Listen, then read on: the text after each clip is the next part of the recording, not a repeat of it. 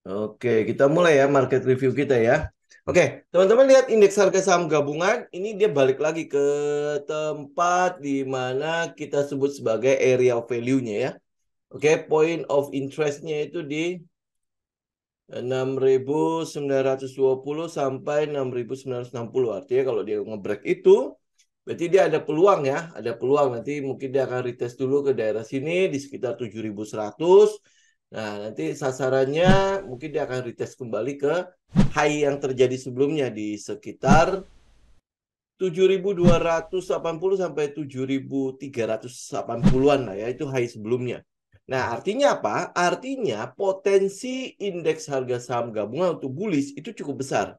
Kita lihat nih ya beberapa katalis yang bisa mensupport si indeks ini di akhir tahun ini. Berarti di semester kedua ini menjadi lebih bullish ya. Pertama adalah dia, kalau ini secara teknikal dulu ya, dia mesti ngebreak di point of interest ini. Jadi daerah 6.920 sampai 6.960. Artinya ya, kalau dia bisa ngebreak 7.000 itu udah periode bullishnya si indeks harga saham gabungan ya. Nah, kemudian kita lihat dari sentimen yang ada. Kita lihat sentimennya adalah dari periode kenaikan suku bunga di banyak negara termasuk The Fed itu sudah mulai berhenti. Jadi artinya ya dia udah kekuatan si sentimen kenaikan suku bunga itu sudah mulai berkurang jauh sekali di untuk indeks termasuk untuk bursa saham lah di seluruh dunia ya itu udah sangat berkurang jadi katalisnya udah cukup ini uh, katalis negatifnya udah cukup berkurang sekali. Kemudian yang ketiga lu lihat makro data-data makro Indonesia itu masih cukup oke banget dan itu belum di price in oleh market ya kan. Data surplus 38 bulan ya walaupun memang mungkin kemungkinan besar surplusnya akan terus berkurang tetapi itu data yang belum di price in. Artinya ya kalau boleh dikata Indonesia masih cukup kaya lah dengan cadangan devisanya yang masih terus meningkat karena surplus itu. Kemudian dari data harga-harga komoditas, memang harga komoditasnya sedang terjun bebas lah. Karena apa ya? Karena kelesuan ekonomi kan. Nah, tetapi kita bisa lihat dari harga minyak. Harga minyak sudah mulai mengalami peningkatan, udah mulai retest lagi ke sekitar area 80-nya ya. 70-nya kan udah lewat tuh. Nah, ini udah mulai retest lagi ke sekitar 80-an. Jadi cukup banyak data-data yang mendukung lah, yang mendukung kegiatan pergerakan harga untuk indeks harga saham gabungannya untuk bullish. Jadi cukup besar ya, cukup besar peluang dia untuk bullish. Jadi kita tinggal tunggu dia lewatin dulu nih point point point of interest-nya POI yang pertama ini di 6.920 sampai 6.960, kemudian paling dia akan retest di sekitar 7.100. Nah, mungkin nanti akan ada retest atau pullback sebentar karena kan kita tahu ya secara seasonal itu Agustus, September itu mungkin tidak terlalu bagus untuk indeks harga saham gabungan. Jadi kalau misalnya nanti di bulan Juli ini dia berhasil nembusin, nah mungkin nanti Agustus akan ada koreksi atau mungkin dia September berdasarkan koreksi. Nah, yang kita harapkan mungkin nanti di akhir tahun masih akan ada window dressing. Jadi biasanya akan mulai di sekitar Oktoberan, Novemberan, Desemberan ya. Nah, nanti dia bisa maju ke Januari efek apa enggak. Karena ini kan tahun pemilu kan. Ya kita akan lihat nanti update-nya bulan ke bulan. Tetapi kalau lihat dari indeksnya, itu cukup mengembirakan. Nah, kemudian kalau lu lihat kembali ke sektoralnya, itu cukup mensupport. Kita lihat dari non-cyclical. Non-cyclicalnya kan sudah ada di apa namanya itu plafon kan, udah di resisten lagi nih. Nah, sedangkan apa high yang tertingginya itu masih ada di atas. Jadi kemungkinan kalau dia ngebreak daerah sekarang 765 ini untuk IDX non cyclical ya. Jadi teman-teman yang di IG silakan buka chat ya. Jadi kita lihat bareng-bareng. Nah, kalau dia tembus itu, jadi resisten ini dia tembus, peluang dia untuk naik lumayan gede. Nah, untuk non cyclical kemarin kita sempat membahas mengenai CPO. Ya, untuk sentimen terdekat itu adalah saham-saham CPO. Jadi ya, kita tinggal tunggu nih apakah CPO bisa mendorong ya indeks ini untuk kembali naik kembali ya atau mungkin kenaikan harga gandum ya biji-bijian yang lain itu memukul non cyclical ya kita tinggal lihat tapi untuk sentimen perjanjian yang laut hitam itu kelihatannya cukup mendorong cukup memberikan angin segar untuk saham-saham CPO. Nah, saham CPO ini bisa nggak mendorong indeks ini untuk naik? Ya, kita tinggal tinggal perhatikan aja, tinggal teman-teman sudah atur trading plan-nya dan sebagainya. Kalau memang sudah sesuai dengan plan lu, reaksi ya. Ingat, tugas seorang trader itu adalah bereaksi, bukan memprediksi. Ya, nanti akhirnya lu prediksi lu nggak masuk-masuk. Jadi lu bereaksi. Kalau memang udah sesuai dengan trading plan lu, reaksi. Ya langsung klik buy, klik sell gitu kan. Kenapa? Karena lu udah perhitungkan kan resiko lu di mana. Yang paling penting itu resiko ya. Jangan lupa. Kita nggak ngelihat dulu, nggak silau dulu dengan keuntungan. Karena keuntungan itu belum pasti. Sedangkan resiko itu udah pasti mengurangi modal lu. Oke? Ya, kalau kita trading selalu begitu ya. Yang kita perhatikan adalah rugi kita di mana. Posisi kalau kita salah itu di mana. Ya, jadi nggak usah silau dengan keuntungan itu. Kalau lu keuntungan itu kan adalah ekspektasi lu. Ya, ekspektasi lu tuh belum tentu akan disetujui oleh market. Tetapi yang namanya kerugian itu udah pasti akan menghabisi lu punya modal. Ya, kita nggak mau dong. Kita mau protect modal kita. Ya. Oke, nah itu untuk non-cyclical. Kemudian untuk cyclical sendiri, itu kan udah nge-break dari resistennya ya. Jadi kalau nanti dia ada koreksi ke sekitar resisten yang berhasil ditembus, berarti kan jadi support ya sekarang tuh. Itu jangan heran ya. Kenapa ya? Karena untuk yang non-cyclical ini juga udah banyak sekali saham-saham yang sudah di atas. Ya sudah lumayan lah, rally-nya sudah lumayan. Jadi kalau dia koreksi, wajar ya, koreksi ya ngumpulin lagi tenaga, kemudian mulai naik kembali. Jadi ya makanya kemarin kalau ditanya, buang nggak? Ya kalau dari posisi saya sih saya udah nggak buang lagi. Kenapa ya? Karena kita dapat harga yang cukup murah. Ya plus lagi kemarin udah dapat dividen, ya kan? Nah kemudian dia koreksi ya, teman-teman bisa lihat lah. Memang iya kemarin koreksinya kayaknya dalam banget gitu kan? Yaitu kalau lu coba analisa koreksi kemarin itu kan karena kepanikan. Ya karena panik. Makanya pertanyaannya sebenarnya cuma simple doang sih. Lu beli di akumulasi. Ya, lu beli di akumulasi. Jualnya kapan? Jualnya pada saat distribusi. Benar nggak? Tetapi waktu koreksi kemarin, gajah yang ada di dalam itu distribusi nggak? Ternyata enggak. Ya kan? Nah, yang jadi masalah kita seringkali adalah pada saat harganya lagi kencang banget gitu ya. Kencang banget habis pembagian dividen kan harapan kita adalah dia turun kan, dia jatuh lah sejatuh-jatuhnya ya karena udah habis dividen kan biasanya terjadi penurunan pada harga kan. Tapi ini nggak terjadi. Maksudnya ya turun tetapi turunnya nggak dahsyat gitu kan. Dan target pertama kita kan di 800. Kemudian dia naik kembali ke 800. Ekspektasi orang itu jadi berubah. Ya, orang itu berarti retail ya saya ngomong ya. Nah, menjadi berubah. Wah, benar nih. Ini berarti S itu akan to the moon gitu kan. To the moon. Padahal targetnya udah 800 kan. Kita bisa aja dia nanti akan bikin base atau mungkin nanti SOS di daerah sekitar antara berapa sampai berapa gitu ya. Intinya itu ada di sekitar 800 target pertama kita. Nah, lu lihat adalah kalau lu lihat order booknya, oh iya dia dari berapa ya 760 ya. Nah, habis itu kan udah tebel di atas tuh. Saya sempat posting kok di tele kan. Saya bilang banyak sekali yang tidak sabar untuk realisasi profit, ya kan? Mungkin mereka yang swing udah mau sampai tujuan ya sudah mereka turun kan, ya. Dan apa yang lu lihat? Kalau lu baca order book, lu merasa bahwa gila ya, order sekian banyak dimakan sampai 795. Berarti kan udah mau dekat 800 tuh. Dimakan semua dan itu order cukup tebel di daerah 760 ke atas. Benar nggak? Ya. Nah, apa yang lu rasa? Wah, gajah nongol nih. Mungkin nggak sih gajah nongol di atas? Kan nggak mungkin toh. Ya, dia pasti akan nongolnya pasti daerah-daerah akumulasi. Jadi apa yang terjadi setelah itu? Tiba-tiba melorot harganya dari berapa tuh? Dari 795 tiba-tiba menjadi 700 perak.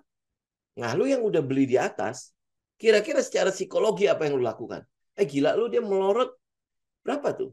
8, berapa 9, berapa persen gitu kan. Dari 795 itu paling tinggi, terus melorot sampai sempat 680 ya. Hari itu kan. Nah, gimana perasaan lu saat itu? Ya pasti lu ikutan panik dan kita bisa ngelihat itu sangat-sangat kelihatan sekali. Mereka yang beli di atas juga ikutan panik keluar. Gitu. Nah, kalau lu retail, lu pasti melakukan itu. Pasti melakukan itu. Ya, nah terus habis itu lu akan menyalakan permainan bandar di situ. Ya, kata-kata itu udah cukup lazim lah ya didengar ya. Wah, gue dimainin oleh bandar. Tapi teman-teman tahu nggak? Harga kita yang kita ambil waktu awal, SRO di mana? Di 400 kan? Ya kan? Kalau dia di atas dimainin, ya wajar. Kenapa? Karena memang harganya udah mendekati resisten. Ya, dan memang kecenderungan retail itu kebaca banget kok. Lu punya catatan ya dengan tingkah laku yang pernah lu lakukan sebelumnya, lu akan kebaca banget kok. Ya, oh ini yang sering gue lakukan dan akhirnya menjadi rugi. Lu tinggal ganti sebenarnya itu. Cuman ya orang-orang nggak pernah mau belajar ya kesalahannya. Ya, yang ngejarnya yang gitu-gituan gitu ya. Jadi balik lagi ke indeks ini. Kalau dia koreksi, wajar. Karena memang indeksnya udah lumayan naik lah. Naiknya udah lumayan kuat gitu ya. Kalau ini posisi saya, kalau teman-teman lihat MAPI itu udah 100% lebih. Kalau lu lihat hardware itu sudah kemarin kalau sampai 800 dia bertahan, itu berarti sudah hampir 70%. Ya, kenaikannya udah hampir 70-80%. Karena kita belinya kan sekitar 400-an. Yang 400 berapa gitu. Nah, kalau lu udah sampai segitu ya wajar udah cukup tinggi. Kalau dia koreksi ya sudah wajar banget gitu. Nah, yang nongol di daerah situ ya itu biasanya ya mereka yang nggak pernah mau belajar gitu loh, nggak pernah mau belajar tentang kesalahan-kesalahan dia yang masa lalu, di mana akhirnya lu rugi-rugi besar itu seperti apa? Ya termasuk termasuk S hardware kemarin lah itu harusnya bisa menjadi pelajaran gitu. Lu mau ngulangi hal itu enggak? Kalau lu nggak mau ngulangi, lu belajar di situ. Ya kalau lu mau ngulangin ya sudah itu urusan lu lah ya. Kalau memang ya lu terus-terus mau jadi retail terus ya. Oke, nah habis itu sektor yang ketiga ini cukup menarik ya, sektor energi. Nah sektor ini sebenarnya pendorongnya siapa? Sektor ini kalau lu lihat itu lebih ke arah minyak ya, minyak bumi. Kalau untuk batu bara ya pasti nggak ada pendorong di situ. Katalisnya udah cukup negatif lah. Minyak bumi dan gas. Ya, minyak bumi dan gas. Kalau minyak bumi dari kemarin memang organisasi OPEC itu memang mengobok-obok terus kan, mengurangi produksi dan sebagainya sehingga membuat si minyak itu lumayan naik. Ya, kalau saya tidak salah udah mau dekati 80 ya. Ya, nah, nih. Minyak itu udah di 77,5. Ini minyak ya. Jadi ya kalau kayak Medco ya, Akra di mana ya? Akra di daerah energi bukan sih? Akra. Ya lu lihat kalau misalnya yang minyak lah, terutama Medco lah yang kita perhatikan tuh Medco. Medco itu punya dua katalis yang Akra di energi. Nah, Medco itu ada dua katalis yang cukup positif untuk dia. Satu adalah harga minyaknya, ya kemudian gasnya juga ikutan naik karena apa Laut Hitam, perjanjian Laut Hitam tentu itu pasti berefek ya. Karena lu lihat historinya lah, histori dulu waktu awal perang Rusia Ukraina seperti apa gejolak dari harga-harga energi ini. Mungkin ya tidak akan sekenceng gejolak waktu awal perang, karena mereka sekarang udah punya persiapan kan, tetapi tetap akan ada gejolaknya. Ya, kemudian yang kedua, Medco ini sudah IPO kan anak perusahaannya yaitu Ama Mineral. Ama Mineral itu kan hubungannya sama tembaga ya segala macam kan. Nah kemarin kan di blok dilarang ekspornya yang itu loh, yang tembaganya. Makanya akhirnya izinnya itu ditunggu-tunggu belum keluar. Nah, kemarin keluar. Sehingga Freeport sama si Aman Mineral sudah mulai bisa melakukan ekspor lagi. Karena untuk menghentikan atau dibilangnya apa ya, ban atau stop ekspor untuk tembaga itu baru akan terjadi di 2024. Kan dia ini ditunda. Tadi kan mau dibarengin sama bauxite kan di 2023 kan. Nah, ternyata akhirnya ditunda sampai ke 2024. Ya, jadi tembaga itu masih boleh diekspor secara apa itu namanya yang itulah yang bahan itu ya cuman gali langsung diekspor itu masih bisa. Ya, tapi tahun 2024 sudah tidak bisa lagi. Nah, jadi kalau lu lihat dari Medco ya untuk yang energi ya, oh ya mentah. Thank you, Pak. Ya, ini memang dia udah mulai. Jadi kita lihat dari setelah itu ya izinnya berhasil didapat, ya udah mulai nih. Kemudian yang kedua itu adalah soal harga minyak. Nah, yang kita tunggu apa? Ya tunggu dia ngebreak ceceng 1000 ya, 1000. Nah, ini kemarin tuh ada komentar yang cukup menarik. Jadi kayak kita kan biasanya nih, kalau dia naik kita tunggu dia turun ya. Tapi nggak kunjung turun. Nah itu kenapa coba? Ya kenapa? Karena posisinya, trennya itu lu mesti ukur kan di mana. Kalau kayak gini, ya kemungkinan besar akan ada penurunan. Ya kemungkinan besar ada penurunan. Kalau dia tidak turun gimana? Ya lu jangan tunggu dia turun lagi. Berarti kan lu cari setup yang lain. Berarti apakah dia bisa breakout? Gitu. Jadi lu reaksi sesuai dengan perilaku harga. Kecuali lu adalah ya bandar itu sendiri ya. Lu punya uang untuk menggerakkan harga ya sudah terserah lu. Tapi kalau lu enggak, nah si pergerakan harga perilakunya itu menunjukkan ke lu seperti apa. Lu reaksi sesuai itu. Jangan sesuai dengan kemauan lu. Ya lu reaksi sesuai itu. Nah, kalau dia breakout ya apa yang harus dilakukan pada saat breakout? Oh, volumenya gimana lu cek recheck gitu kan. Nah, kalau dia udah memenuhi persyaratan lu, oh dia breakout udah fix ya, kemudian katalisnya, story-nya segala macam juga cukup mendukung untuk pergerakan harga ini, lu masuk, lu reaksi. Gitu. Nah, cuman ya teman-teman harus ingat kalau untuk pergerakan harga minyak, harga komoditi-komoditi yang cukup ini ya, cukup menguasai hajat hidup orang banyak itu ditambah lagi dengan story-nya, itu biasanya tidak akan berlangsung secara simultan sampai panjang-panjangan enggak. Ya biasanya kalau harga minyak udah tinggi kan efeknya ke inflasi kan. Nah, ini kan suku bunga kan sudah mulai berhenti naik nih. Jadi ya jangan sampai apa ya, mereka terpaksa harus naikin lagi suku bunga. Teman-teman tahu kan ya, kalau naik suku bunga, otomatis itu membuat ekonomi resesi.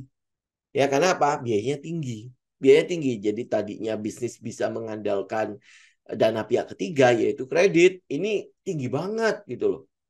Ya, tinggi banget. Nah, kalau suku bunga tinggi, kemudian ekonomi sedikit tidak berputar, ya otomatis konsumsi akan turun kan.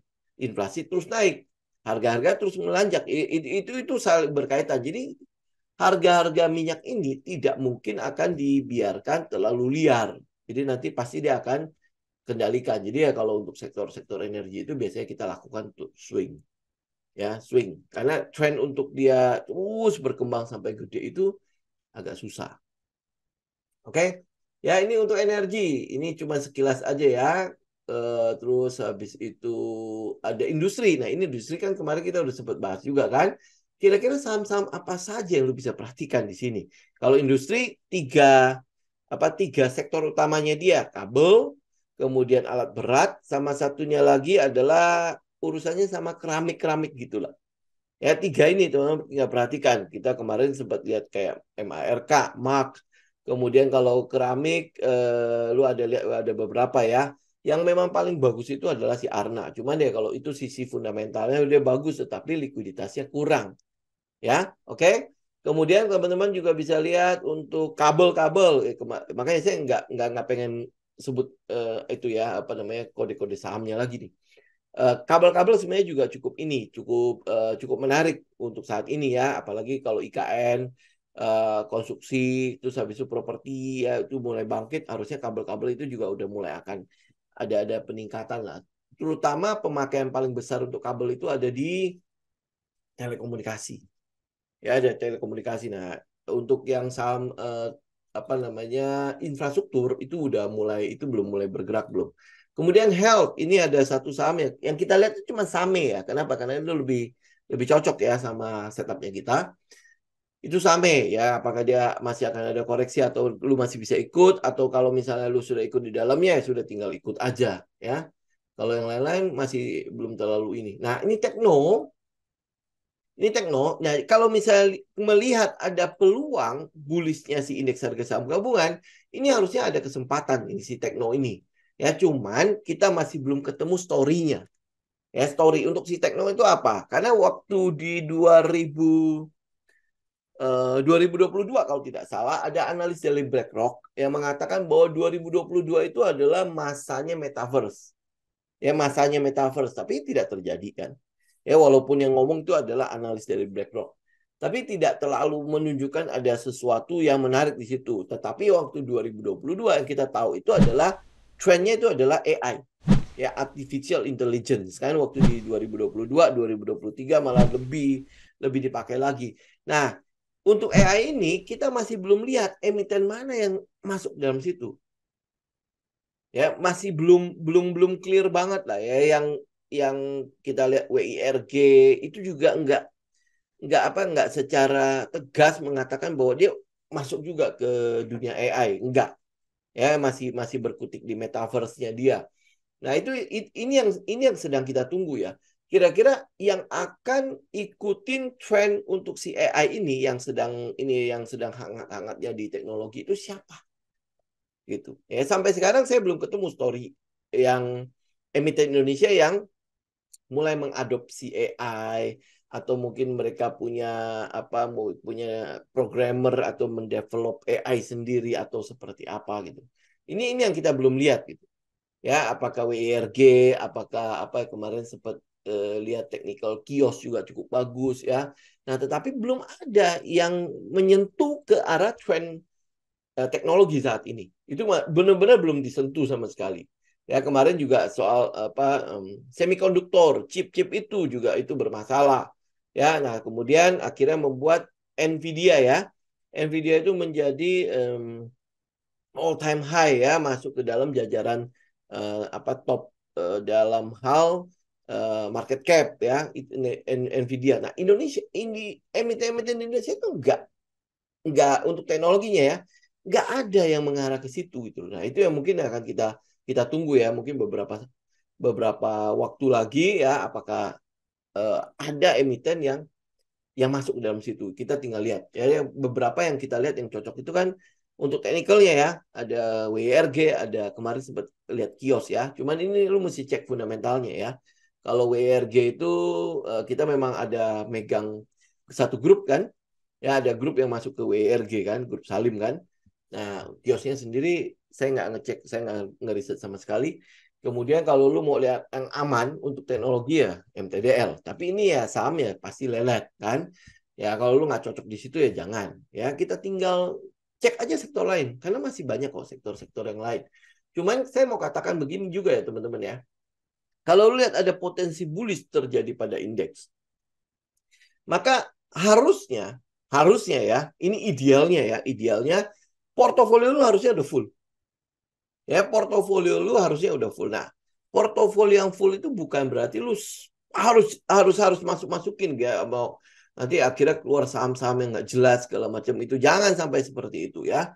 Jadi kita tetap lu research, lu punya data, pegang datanya, kemudian lu lihat teknikalnya, bikin trading plan-nya. Nah, itu you trade your plan. Ya, kalau memang dia sesuai dengan plan lu, nah lu masuk ke dalam portol lu. Kalau dia nggak sesuai dengan portol lu, nggak sesuai dengan trading plan lu, nggak usah buru-buru memenuhi portol lu. Ya, oke, ya. Tapi ya saya nggak tahu. Harusnya sih udah penuh ya. Harusnya udah penuh karena kita udah membahas banyak sekali saham-saham yang dari bawah. Ya, dari bawah itu dari bulan Maret apa bulan April. Nah, harusnya sih udah penuh. Harusnya udah penuh. Tapi saya nggak tahu lah teman-teman. Sering kan ya keluar masuknya lebih sering daripada ngikutin trennya. Ya. Oke, nah habis itu properti. Properti teman-teman juga bisa lihat ya, dia udah nge-break dari resistennya. Kemudian kalau lu lihat dari set satunya untuk properti, ini juga kelihatannya udah nge-break. Nah, apa yang ditunggu? Pasti dia akan tunggu laporan keuangan Q2-nya. Q2 nanti mungkin laporan-laporannya kan udah mulai keluar tuh yang dari properti ya. Nah, kemudian kalau untuk yang properti, teman-teman juga harusnya bisa ground checking. Ya, ground checking. Jadi misalnya lu tinggal daerah BC, ya BC lu ground checking lah. Ada perkembangan apa sih? Apakah mereka sibuk membangun apa enggak ya? Nah, kalau dia sibuk membangun ini proyek lama atau proyek baru. Kalau proyek baru tentu akan mendatangkan pendapatan. Kalau proyek lama ya berarti pendapatannya mungkin udah keisi di sebelumnya kan. Saya ambil contoh misalnya kayak kita ground checking ya. Kalau teman-teman tinggal di daerah Alam Sutra, lu kan pasti tahu Mall Alam Sutra yang kayak kuburan itu. Ya. Ya artinya setelah ngebom dulunya rame ya, setelah bom terjadi itu 2 kali berturut-turut, kemudian langsung terjun bebas kan. Nah, kabarnya di bulan September nanti itu sepertiga dari mall Alam Sutra itu akan diisi oleh Ion. Ion berarti kan mungkin supermarketnya, dep store-nya semua akan masuk kali ya di situ ya. Saya nggak tahu. Kita tunggu aja September. Tapi ini sudah pasti ya, udah pasti. Jadi ya, apakah ini mendatangkan recurring income untuk si Alam Sutra ya? Kemudian apakah dia akan menghidupkan ya, akan membuat si tenant-tenant masuk ke dalam si mall itu ya. Nah, kemudian di depan mall itu kan dia sedang membangun ya tower apa itu event atau apa gimana bacanya lah ya. Nah, itu dia udah jual berapa tower ya? Yang saya tahu itu adalah 3 tower itu udah sold out. Ya, dan laporan keuangan Alam Sutera itu udah keluar kemarin itu kalau nggak salah pendapatannya sudah naik hampir 100% lebih. Ya, ini kan adalah saham-saham terkenal nih kalau properti kan. Ya, saham-saham yang mungkin tadinya tiarap, nah ini udah mulai nongol lagi. Nah, itu masih ada beberapa saham-saham yang lain. Misalnya kalau teman-teman udah ikut deal ya, sudah tinggal ikut aja lah ya. Kemudian masih ada APLN, BSDE, Kija, MDLN, Pewon ya. Nah, lu tinggal cek gitu loh. Dia masih bisa nggak? Soalnya kalau lihat dari sektoralnya, untuk teknikal sektoral, itu sebenarnya udah cukup menarik. Tinggal dia nggak mau ngebest dulu karena dia baru ngebreak resisten kan, mau ngebest dulu sembari menunggu ya laporan keuangan keluar, katalis positif keluar ya, habis itu lanjut apa enggak ya. Ini kemudian kalau untuk properti kan lu tahu sentimen mengenai kenaikan suku bunga itu cukup menjadi hal yang negatif kan untuk properti kan. Tetapi yang kita lihat dari Bank Indonesia itu sudah berapa bulan tidak naikin suku bunga? Udah 3 bulan ya? Apa baru 2 bulan ya? Nah, ya. Kalau nanti tanggal berapa ya Bank Indonesia ngumumin lagi suku bunga ya? Tanggal-tanggal ini kok. Nah, ini tanggal 25, hari ini tanggal 24, berarti besok ya. Besok kalau dia tahan lagi suku bunga, ini harusnya menjadi katalis yang cukup positif untuk si properti. Ya, jadi kalau sudah ada, ya sudah lu ikut. Tapi kalau belum ada, cek teknikalnya ya. Cek teknikalnya, kalau bisa ya lu lihat story-nya juga. Ya ada nggak gitu. Jangan asal masuk aja nanti masuk ke emiten 1 misalnya, SATU. Nah itu kan nggak jelas banget. Ya, oke ya. Cari yang yang sesuai lah ya. Lu punya research-nya, pegang datanya. Kalau ini memang ada peluang ada alasan si gajah juga masuk ke situ. Karena kalau nggak ada alasan pasti gajah nggak masuk. Ya kalau gajah nggak masuk, pondasi kenaikan dari harga itu pasti nggak jelas, toh. Ya pondasinya pasti goyang. Lu kalau naik tinggi ya tinggal itu ya, pondasinya juga nggak kuat ya, udah tinggal robohnya juga cepet kan. Ya, ini sektor properti. Kemudian ada sektor lagi. Nah, ini infrastruktur yang berhubungan dengan telco ya. Nah, telco ini mungkin masih agak-agak tiarap-tiarap lah ya. Kita belum tahu gebrakan dari Menko Info yang kali ini, tetapi kan kabarnya BTS kan tetap lanjut kan.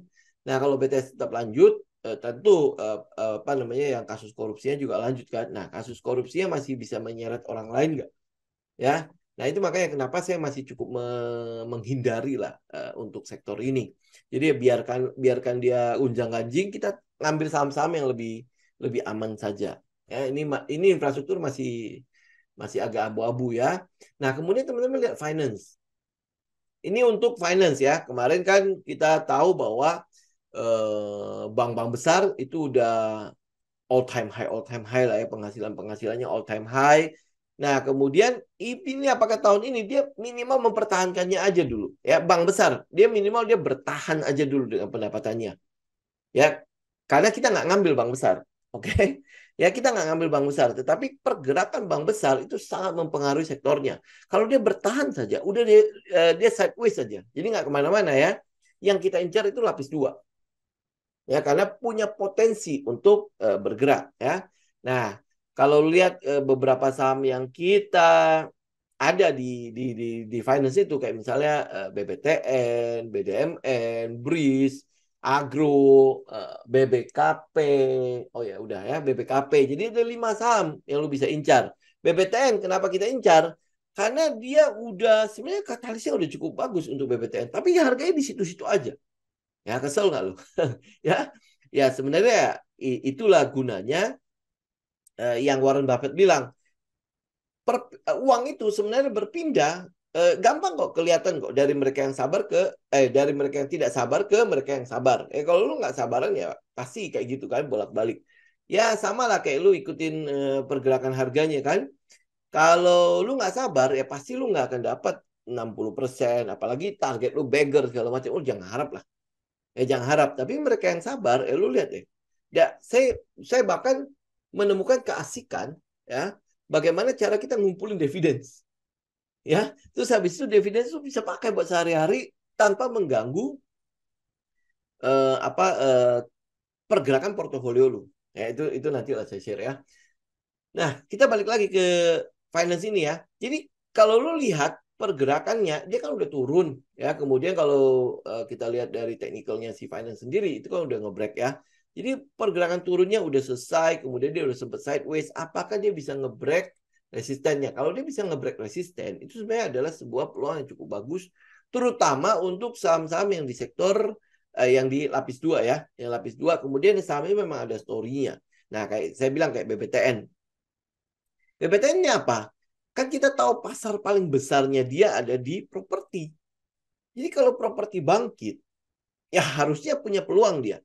Ya jadi kalau lu tanya kenapa dia di situ-situ aja, karena dia nggak bisa nyalurin. Ya lu, gua mau nyalurin kemana orang properti lagi mati suri waktu COVID. Ya kalau saham-saham lain kayak BCA, BRI, semua itu lagi hype-hype-nya kan. Dia enggak ya karena pangsa pasar utamanya dia itu juga mati suri gitu. Nah, dengan apa suku bunga yang udah mulai flat ya, udah mulai nggak naik. Mungkin kalau dia stabil sekitar 5% lebih, ya itu kan masih ada margin tuh antara suku bunga tabungan dengan suku bunga kredit kan ada margin tuh. Nah, harusnya sih marginnya cukup ini ya, cukup cukup menarik untuk si BBTN. Jadi ya tinggal bersabar dulu ya. Nanti teman-teman lihat teknikalnya lah. Kemudian tuh BBKP itu juga sama. Uh, si BCA masih net profit ya. Oh, hebat ya. Nah, ya udah, pokoknya dia bertahan aja di situ lah ya. Pokoknya bank besar jangan sampai wah udah mulai turun ya atau mungkin dia mencetak rugi atau mungkin kenaikan labanya jadi lebih kecil-kecil. Moga-moga tidak ya. Pokoknya dia bertahan ya di situ itu cukup bagus kok untuk si sektoralnya. Kemudian lu lihat BBKP ya. Kalau tadi BBTN, BBKP gimana story untuk kedepannya? Ya, ini udah right issue, bla bla bla segala macam kan. Nah, habis itu apa? Apakah ini udah bisa saatnya gue masukkan ke BBKP kalau tidak salah? Kita masih tunggu dia pullback di 105 ya. Kalau dia bisa turun ke 100 lagi lebih baik ya.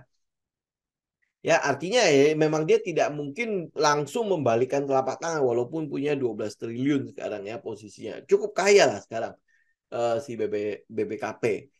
Karena dia punya uang cash, kemampuan dia untuk agresif sebenarnya gede. Besar ya, nggak kita tinggal menunggu waktu aja untuk dia agresif. Ya, ambil contoh lah kemarin dia pas naik bong bong bong gitu kan.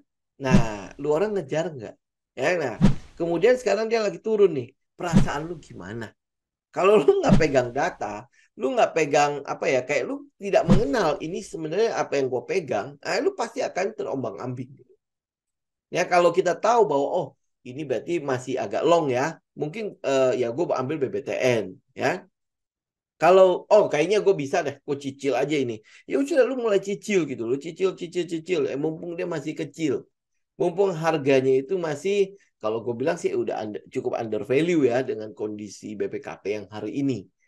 Ya lu cek lah BPKP under value apa enggak ya. Nah ini belum lagi soal membuang aset-aset busuknya kan masih baru kemarin keluarin sekitar 1 triliun lebihan. Nah kemudian sekarang lagi ada wacana mau dihapuskan dihapus bukukan apa namanya kredit macet. Nah kalau itu sampai diikutin juga oleh BPKP, kebayang nggak berapa sehatnya si BPKP nanti? Ya tiba-tiba langsung dihapus bukukan ya. Itu nanti itu untuk yang itulah apalagi BDMN itu udah clear banget trendnya. Kemudian agro masih di situ ya masih di situ-situ aja. Kemudian masih ada bris juga masih di situ-situ aja. Berarti kan semua ini lagi nunggu katalis kan. Ya kalau indeks naik dia ikut nggak? Atau dia memberikan sumbangan bukan dia ikut ya. Dia memberikan sumbangan terhadap pergerakan indeks gitu. Kalau lihat story-nya sih sebenarnya cukup lumayan untuk si indeks ya, finance ini. Makanya kita tinggal tunggu ya. Oke. Nah, untuk transportasi ini salah satu saham kita itu adalah BIRD ya, BIRD. BIRD itu ya sudah tinggal ikutin tren lah ya. Lu harusnya udah mulai udah ngantong itu sekitar 50% ke atas ya untuk BIRD.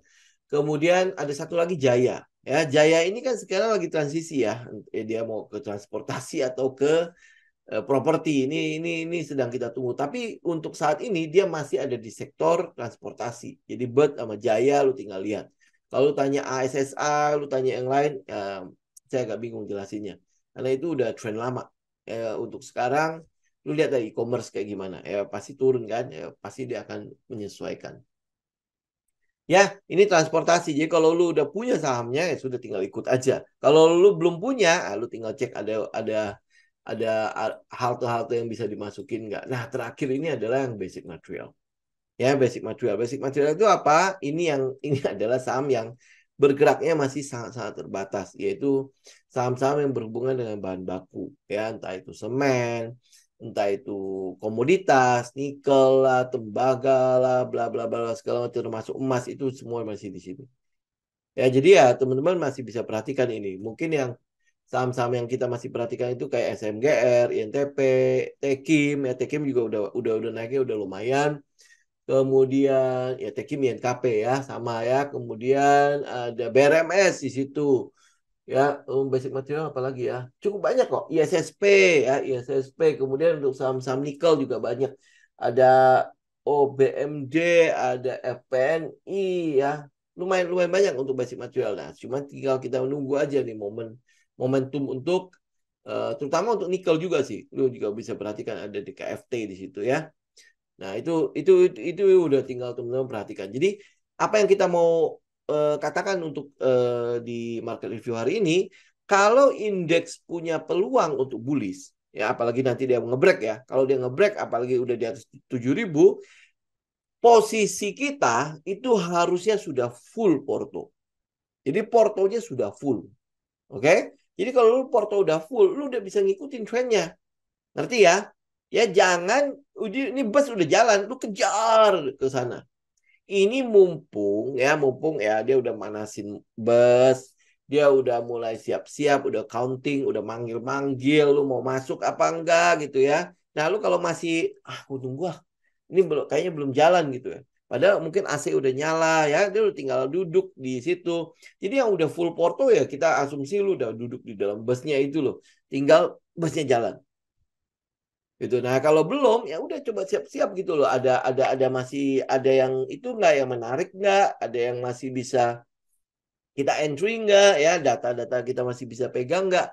Nah, itu lu incar dari sekarang. Jadi ya dengan kata lain, kalau nanti mungkin Agustus kalau secara seasonal kan Agustus jelek ya. Nah, kalau dia koreksi, nah lu coba lihat ada area-area yang bisa gua ambil nggak? Mungkin masih lebih murah ya, harga-harganya masih murah ya, masih lebih murah dibandingkan kemarin. Misalnya contoh misalnya S Hardware koreksi lagi ke 650. Nah, 650 menurut lu menarik gak ya? Nah, gue incarnya kemana nih ya, apa resiko gue berapa? Oh, ini 650, oh cukup low risk lah gitu ya, misalnya lo ya, oh ya udah. Nah, gue mungkin bisa ikut keretanya atau busnya si Ace. Nah, nanti ya lu lihat lagi untuk yang beberapa sektor-sektor yang mungkin lu lihat itu juga cukup menarik gitu. Ya, untuk bisa nyumbangin kekuatan untuk indeks terus naik. Ya, oke. Jadi hari ini ingat ya, kalau indeks bullish lu harusnya udah full porto lu. Ya, indeks kalau bullish porto lu harusnya udah full. Nah, saham-saham yang kita pilih itu semua banyak banget. Banyak banget. Ya, makanya yang saya bilang harusnya lu punya indeks itu, lu punya porto itu harusnya udah full. Jadi pada saat indeks bullish, lu udah di dalamnya. Ya, nah nanti kita lihat nanti di Desember kurang lebih seperti apa. Ya tinggal sabar aja. Kalau dia trennya masih utuh, ngapain lu bolak-balik gitu. Ya turun naik, turun naik, turun naik gitu. Oke? Oke, teman-teman ada pertanyaan, silakan ya. Oke, jika kita tidak mendapatkan data atau sentimen terhadap semua emiten yang kita perhatikan, tetapi fakta teknikalnya bagus, apa kita bisa jadi acuan? Bisa. Lu masuk dulu, berarti kan lu bikin trading plan-nya dulu ya. Tetapi lu tetap korek. Akan jauh lebih baik. Makanya yang saya bilang kan, akan jauh lebih baik kalau lu lakukan research, dapat research-nya, dapat teknikalnya bagus, lalu ambil dulu yang ini. Ya, lu ambil dulu yang ini. Kenapa? Karena technical ini pasti itu mencerminkan fundamentalnya kan. Dia pasti ngejar something. Gitu, dia mengejar sesuatu.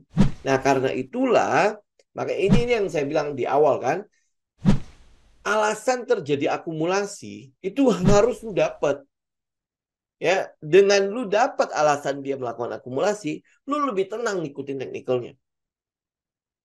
Kenapa? Karena kita tahu bahwa kayaknya ya skenario ini belum terjadi, skenario ini belum terjadi, skenario ini belum terjadi ya. Makanya gue bisa ikut aja terus gitu. Tapi kalau misalnya lu buta-buta aja ikut teknikal tok ya. Teknikal itu yang seperti kita bilang, fundamental bisa dibikin, teknikal pun bisa dibikin. Ya, tetapi alasan artinya ya, dia alasannya kan 3 tok ya. Dia turnarounds, dia apa namanya mengalami cyclical atau dia mengalami startup. Itu nggak bisa dibikin. Turnaround udah jelas. Misalnya contoh waktu COVID ya semua mati suri, ya wajar gitu loh. Lu nggak bisa bikin-bikin datanya bagus segala macam. Ya itu kan kita jadi tanda tanya kan, ya kan? Nah, tapi kalau dia turn around karena memang didukung oleh keadaan, kita bisa ground check ya, kita bisa ground checking dan sebagainya. Oh iya, teknikalnya bagus. Oh iya, kita masuk di situ. Akan jauh lebih tenang buat kita. Ya.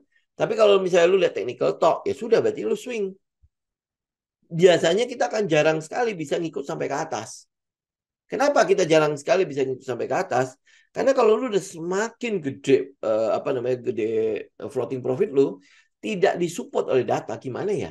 Ini kira-kira masih akan kemana ya? Gitu ya. Apakah nanti gua akan tunggu distribusi?